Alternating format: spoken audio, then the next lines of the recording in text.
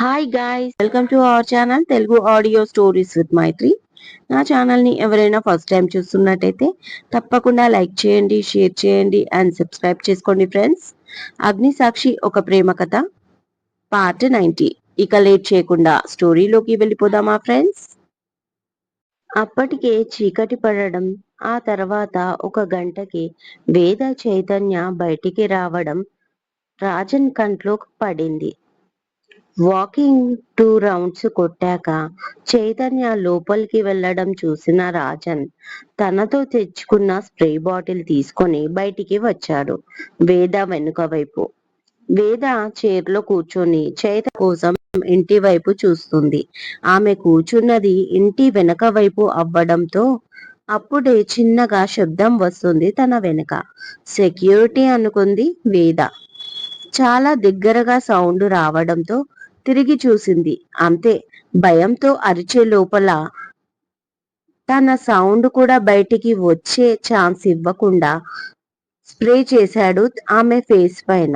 దాంతో ఆమె వెంటనే స్పృహ తప్పి పడిపోయింది. వేదని వెంటనే భుజంపై వేసుకొని బయలుదేరాడు వెనక గేటుకుంటా. అప్పుడే ఆమె కాళ్ళ స్లిప్పర్స్ కింద జారి పడ్డాయి. వేదని తీసుకొని బయటికి వెళ్తూ ఉండగా సెక్యూరిటీ దూరం నుంచి చూసి అలర్ట్ అయ్యారు. అప్పుడే సైరన్ కూడా మోగింది. కానీ రాజన్ చాలా స్పీడ్ గా పరిగెత్తుతూ రోడ్డు మార్గం కాకుండా ఇంటి వెనుక వైపు కాలనీలో చిన్న చిన్న గల్లీల నుంచి దారి తీసి మాయమయ్యాడు.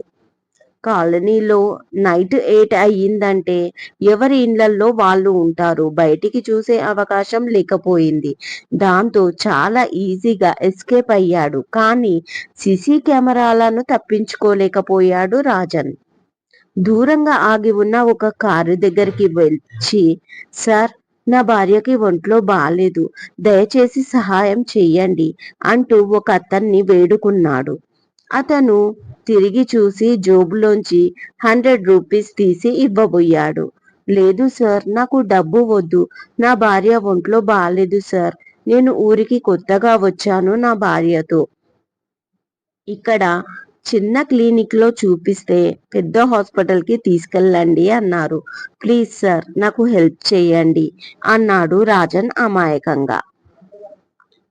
ఆ కారులో ఉన్న వ్యక్తి వీడిని చూస్తే హిజ్డా లాగా ఉన్నాడు, ట్రాన్స్జెండర్ లాగా. వీడికి భార్య అంటున్నాడు. ఏ దారిన పోయే అమ్మాయినో ఎత్తుకొచ్చి ఉంటాడు డబ్బు కోసం అని మనసులో అనుకుంటూ సరే చేస్తాను అంటూ డోర్ ఓపెన్ చేశాడు.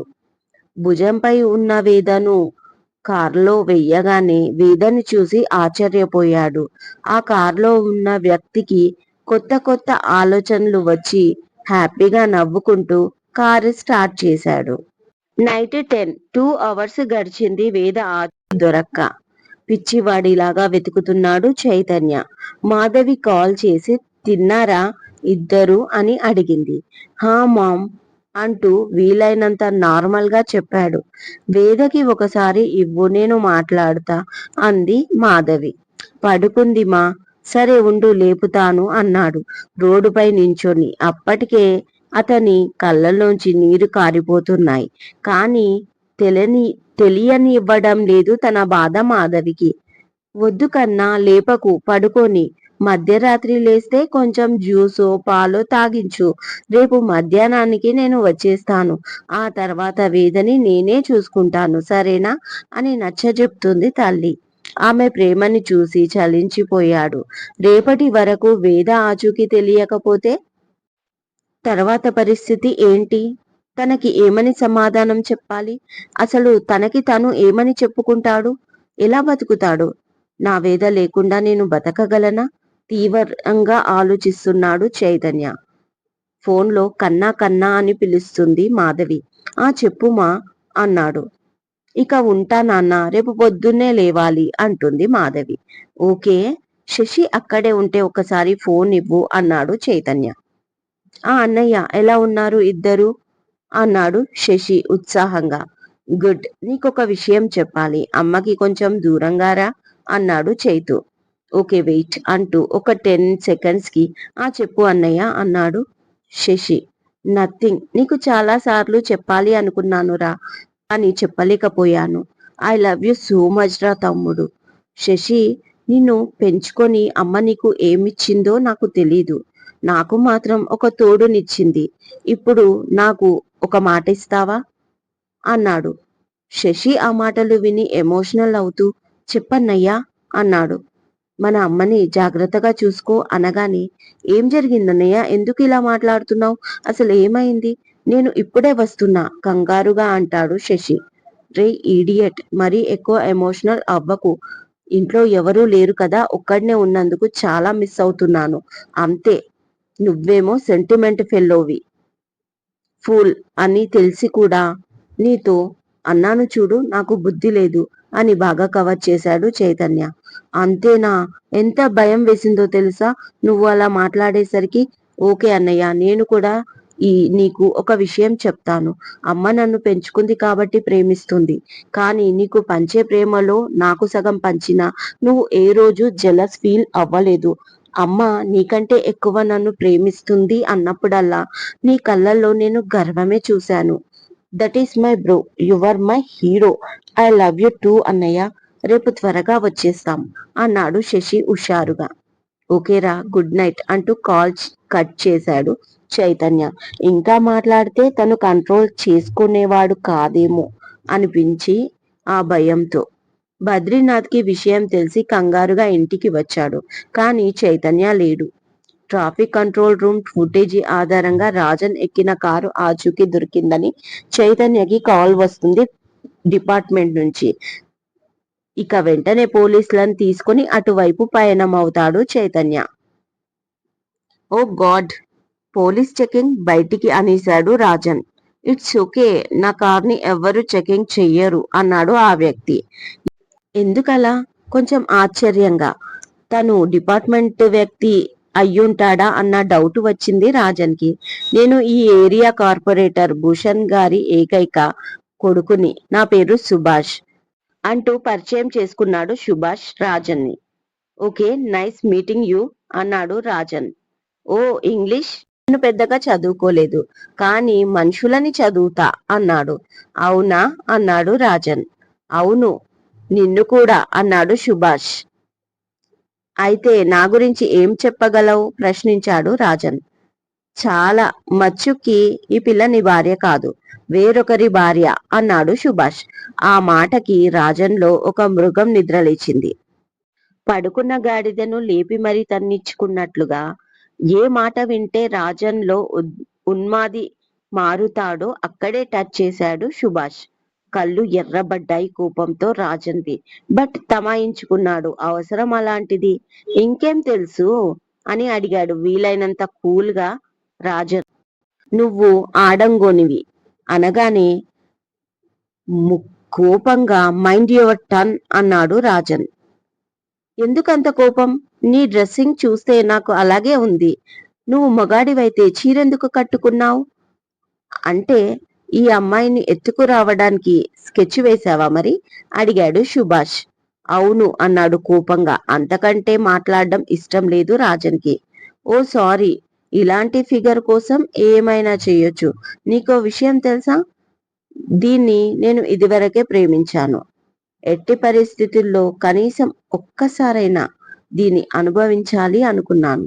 కానీ దీని మొగుడు ఆ చైతన్య వర్మ కానివ్వలేదు. అప్పటికి ఒకసారి కిడ్నాప్ చేశాడు మా నాన్న. ఆ విషయం నాకు తెలియక ఇది మిస్ అయ్యింది. నాకు అప్పుడే తెలిసి ఉంటే అబ్బా ఇంత అందాన్ని అస్సలు మిస్ అయ్యేవాణ్ణి కాదు అంటూ వెనక్కి తిరిగి వేదవని చూస్తాడు సుభాష్. ఆ చూపుల్లో కామంతో నిండిపోయి ఉన్నాయి. సరే మరి, ఎలాగో నీకు పరపతి ఉంది కాబట్టి ఒక మంచి ప్లేస్ కి తీసుకెళ్ళు. నీకు కావాల్సింది నీకు, నాకు కావాల్సింది నాకు దక్కుతుంది అన్నాడు రాజన్. రాజన్ కడుపులో ఎంత విషం దాగుందో తెలియని సుభాష్ హ్యాపీగా సిటీ అవుట్స్కట్స్ లో ఉన్న తమ గెస్ట్ హౌస్ వైపు కారు తిప్పాడు. ఒక చెడ్డ వ్యక్తి చెడ్డ ఆలోచన అతన్ని ఎంతలా పతనం చేస్తుంది అనడానికి ఉదాహరణ ఈ సుభాష్. దెబ్బలకు తాళలేక భారంగా కళ్ళు మూతలు పడుతున్నాయి. అయినా కొడుతూనే ఉన్నాడు రాజన్ కసిగా. ఒంటి మీద బట్టలు తీసేశాడు. జస్ట్ ఇన్నర్ వేర్ పై కాళ్ళు చేతులు కట్టేశాడు. తను కట్టుకున్న చీరతో బెల్టుతో కొట్టి కొట్టి పక్కనే ఉన్న ప్లేలోంచి కారం తీసి ఒళ్ళంతా రుద్ది పంటి కాట్లపై కారం గ్రానిష్ చేశాడు. బాధతో అరిచిన అరుపులకి గెస్ట్ హౌస్ లో రీసౌండ్ వచ్చింది. పని వాళ్ళు సెక్యూరిటీ వినే ఛాన్సే లేదు. ఎందుకంటే వస్తూనే రాజన్ సలహా మేరకు సుభాష్ అందరికీ 2 రోజులు లీవ్ ఇచ్చి వెళ్ళిపోమన్నాడు. అదే ఇప్పుడు అతని కొంప ముంచింది. ఒరేయ్, ఎందుకురా నన్ను ఇంతలా టార్చర్ చేస్తున్నావు? నేను నీకు హెల్ప్ చేశాను కదరా, ఇంకా తట్టుకోలేకపోతున్నా, నా కట్లు విప్పు అన్నాడు బాధగా సుభాష్. అప్పుడేనా? ఇంకా ఉంది. నీ కళ్ళు నా జ్యోతి వైపు చూసినప్పుడే అనుకున్నాను నిన్ను బాధ పెట్టి చంపకపోతే నా పేరు రాజన్ కాదు అని. నా జ్యోతిని కామం కళ్ళతో చూస్తావా? నా జ్యోతిని అనుభవించాలి అనుకుంటావా? పైగా నన్ను ఆడంగునివి అంటావా అంటూ గులాబీ ముళ్ళ కాడలతో అతని అరికాళ్లపై గట్టిగా రాశాడు. ఒరేయ్ నీ అబ్బా, జ్యోతి ఎవరురా? దాని పేరు నివేద, జ్యోతి కాదురా అన్నాడు సుభాష్. అంతే. ఈసారి కారం అతని కళ్ళల్లో పడింది. నా జ్యోతిని వేరే పేరుతో పిలుస్తావా అంటూ. నీకు దండం పెడతానురా, నన్ను వదిలేయిరా అని నేలపై వాలిపోయాడు సుభాష్. వేద గెస్ట్ హౌస్ కి రాగానే పని వాళ్ళను బయటికి పంపించేశాడు సుభాష్. ఒక రూమ్ చూపించాడు రాజన్ కి. వేదని తీసుకెళ్లాడు రాజన్. బెడ్ పై వేదను పడుకోబెట్టి చూస్తూ, నీ కడుపులో నా బిడ్డ కాకుండా వేరొకరి బిడ్డని మోస్తావా జ్యోతి అని కడుపుపై చెయ్యి వేశాడు. అప్పుడే లోపలికి వచ్చిన సుభాష్, ఫస్ట్ ఛాన్స్ నాకు, ఆ తర్వాత నీకు అంటాడు వేదని పైనుంచి కింది దాకా అదూరకంగా చూస్తూ. వెంటనే రాజన్ చీర విప్పి భుజాన వేసుకున్నాడు. చెప్పాను కదా ఫస్ట్ ఛాన్స్ నాదని అంటూ లోపల ఉన్న రాజన్ డ్రెస్ చూసి ఆశ్చర్యపోయాడు సుభాష్. వెంటనే వేద నీకు ఎలా తెలుసు అడిగాడు. మీరు అనుకుంటున్నట్లుగా ఆమె వేద కాదు, ఆమె నా భార్య జ్యోతి అన్నాడు రాజన్ సీరియస్ గా నడుముకున్న బెల్ట్ తీస్తూ. నో బ్రో, నువ్వు పొరపడుతున్నావు. ఈ అమ్మాయి పేరు నివేద నాథ్, బద్రీనాథ్ గారి మేనకోడలు అని మాట పూర్తి కాకుందే బెల్ట్ తో 2 దెబ్బలు వేశాడు రాజన్. నీకు పిచ్చా అనేలోపు మరో 2 దెబ్బలు.